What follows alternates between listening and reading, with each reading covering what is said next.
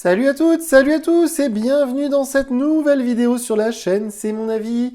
On se retrouve aujourd'hui pour un déballage de produits, un unboxing. Et comme vous pouvez le voir, ensemble aujourd'hui on va déballer le nouveau Google Pixel 7. C'est un smartphone qui vient de sortir, on est aujourd'hui le 13 octobre et c'est jour officiel de sortie de ce smartphone, le Google Pixel 7. Il y a quelques semaines, quelques mois maintenant, c'était en juillet, j'avais testé l'excellent Google Pixel 6a, qui reste pour moi l'un des meilleurs smartphones de 2022. Celui-ci, c'est donc le nouveau, le Google Pixel 7. Donc d'ici quelques mois, on aura sans doute, peut-être même l'année prochaine, le 7a, mais pour l'instant, on a le 7 et le 7 Pro. Donc ce modèle-là, le Google Pixel 7 en France, il est vendu 649 €. Et puis le 7 Pro qui est vendu, je crois, 150 € de plus ou 250 € de plus. Ce sont des smartphones, on va dire, assez haut de gamme, hein, c'est quand même une belle somme. Et ce sont des smartphones bien à part, hein. Ça c'est vrai que si vous vous intéressez à cette gamme Google Pixel, il est très difficile de les comparer avec des concurrents chinois ou japonais ou asiatiques comme Samsung, parce qu'ils ont toujours un train d'avance. La preuve en est, c'est que ce smartphone, c'est le premier smartphone Android que je teste sous Android 13. Android 13. Toute l'année, je me suis battu pour trouver des Android 12 parce que beaucoup de constructeurs ont continué jusqu'au printemps et jusqu'à l'été.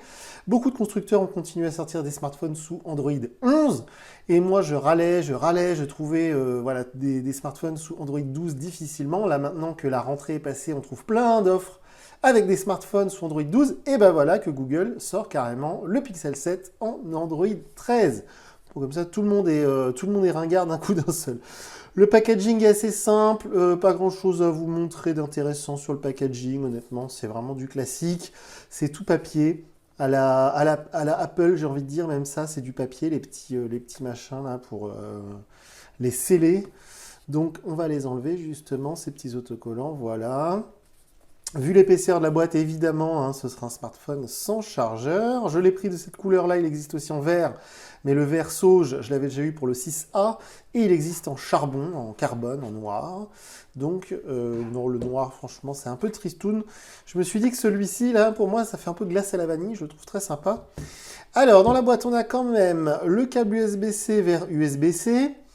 Je vais vous mettre sous la vidéo un lien Amazon vers un chargeur compatible USB-C que j'utilise personnellement, qui n'est pas très cher et qui est de très bonne qualité. Si vous n'avez pas de chargeur USB-C à la maison, ou si vous en avez un qui est de trop faible intensité, parce que là, ce téléphone pour la charge rapide, donc autant avoir un chargeur qui envoie du bois. Et là, on a l'adaptateur USB-A vers USB-C, si jamais vous êtes coincé, ça peut dépanner. Ici, qu'est-ce qu'on va avoir? On va avoir une très grosse notice. C'est l'annuaire de l'Île-de-France, je crois. Non, franchement, j'ai jamais vu une notice aussi épaisse. Bref, rien d'autre d'intéressant dans cette boîte. Par contre, très intéressant de noter que tous les gens qui avaient précommandé le Google Pixel 7 et le 7 Pro ont eu des petits cadeaux. Avec ce Google Pixel 7, il y avait les oreillettes AirBuds Pro, ou Buds Pro, je ne sais plus comment ils les appellent, de chez Google, qui valent quand même 200 €. Et avec le Google Pixel 7 Pro, il y avait carrément la watch, la montre connectée Android de chez Google. Donc ils ont fait vraiment un gros effort. Et puis si vous avez remarqué, il y a des pubs dans quasiment tous les abris de bus en France en ce moment pour le nouveau Google Pixel 7. Donc j'ai l'impression qu'ils veulent vraiment beaucoup en vendre. Donc comme pour un iPhone, on a maintenant le truc ici en papier pour éviter les déchets en plastique. Donc on nous indique ici qu'il y a le tiroir SIM, on nous indique ici que c'est le bouton du volume, là le bouton d'allumage. On nous indique que le lecteur d'empreintes va se situer là, et puis en bas c'est évidemment un connecteur USB-C. Alors justement, on va enlever cette protection en papier. Il est magnifique. Alors le Google Pixel 7 Pro est un peu plus grand, un peu plus lourd que celui-ci. Celui-ci, on est juste en dessous des 200 grammes. On a un téléphone d'un bon poids, d'un bon format. Je suis désolé, je suis un peu enrhumé. Honnêtement, au niveau du format et du poids, c'est kiff-kiff avec de l'iPhone 14 ou 14 Plus. Hein. C'est vers les 200 grammes. Hein. On a un téléphone d'une bonne taille quand même. Donc aussi les différences, on a sur le Google Pixel 7 que j'ai ici les capteurs photo, donc ultra grand angle et grand angle. Et il manque ici un capteur qui est sur le Google Pixel 7 Pro, un capteur pour faire la téléphoto, c'est-à-dire le zoom. Et je crois que chez Google, cette année, ils ont fait un zoom x30. Donc c'est juste ici normalement, donc c'est pas le cas sur celui-là. Il est magnifique, hein, franchement, c'est très beau. Alors j'étais quasiment tombé amoureux, j'étais même tombé amoureux, disons-le hein, clairement, du Google Pixel 6a. au niveau de l'objet en lui-même, au niveau de l'utilisation au quotidien qui est un vrai régal. Et du coup, ce Pixel 7, je pense que ça va être du même acabit. C'est magnifique parce que même le châssis, du coup, il est un peu or. C'est très très beau. En dessous, on a les trous ici pour les haut-parleurs, donc le connecteur USB-C. Sur le côté, le tiroir SIM, il n'y a rien d'autre. En haut, on a juste le trou pour le micro. Et donc cet écran AMOLED, cet immense écran AMOLED. Alors celui du Google Pixel 7 Pro est un peu plus grand. Et surtout, la différence... Alors vous voyez par contre, ce qui est assez décevant, c'est que la bordure du bas est plus épaisse. On n'a pas quelque chose de symétrique. On avait de la symétrie parfaite avec le Google Pixel 6a. Et on ne l'a pas avec le 7, c'est assez surprenant. Aussi, donc évidemment, la 5G, hein, sur tous ces modèles-là, il y a la 5G. Et donc, comme je le disais, on a un écran AMOLED ici, mais à seulement 90 Hz, donc il est rafraîchi seulement 90 fois par seconde.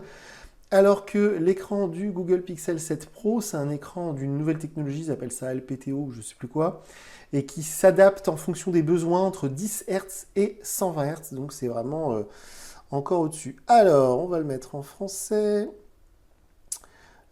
Voilà, on va faire la France ici, commencer. Alors, connectez-vous pour l'instant, non, je mettrai ma SIM plus tard, on va le configurer hors ligne, chose qu'on ne peut pas faire avec un Samsung, hein. Comme je le rappelle souvent, les Samsung, on ne peut pas les configurer si on n'a pas de connexion Internet. Dieu merci, ce n'est pas le cas ici sur ce Pixel. Garantie limitée, ça on s'en fiche. Définir un code, je le ferai plus tard. Ok, donc pour l'instant, bon, c'est sympa, hein, voilà, c'est sympa cette mise en route, mais je ne vois pas grand-chose de différent avec le Pixel 6a qui était sous Android 12.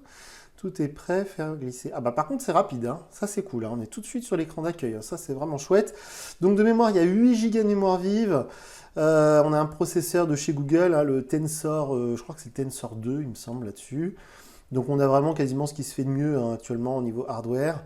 C'est un très bel objet. Je vais l'utiliser bien évidemment. J'ai hâte justement de configurer, de mettre mes comptes, mes réseaux sociaux, etc. Ma carte SIM évidemment.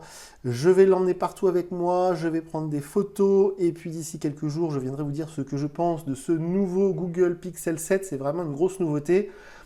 Peut-être la star de la fin d'année niveau Android. Il va y avoir plein de nouveautés chez Xiaomi, chez tous les autres.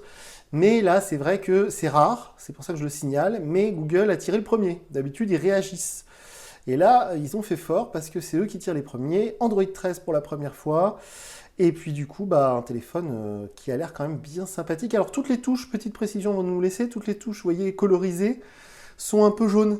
Alors que sur le Google Pixel 6a que j'avais eu il y a quelques semaines, quelques mois maintenant, et ben, vu qu'il était vert, les petits trucs en surbrillance, c'était vert. Et là, c'est plutôt jaune. Hein. Je dirais c'est couleur vanille un peu. Hein.